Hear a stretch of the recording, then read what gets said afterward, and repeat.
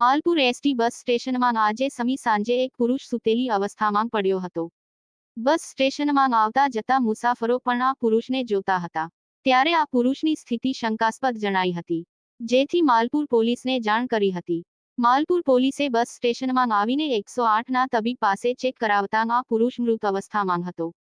તેની પાસે કોઈ પણ પ્રકારનો ઓળખ માટે પુરાવો મળ્યો નથી, જેથી આ મૃતદેહને બિનવારસી જાહેર કરીને શબવાહિનીમાં સ્મશાને અંતિમ વિધિ માટે મોકલી અપાઈ છે। આ પુરુષના મોતનું કારણ જાણી શકાયું નથી।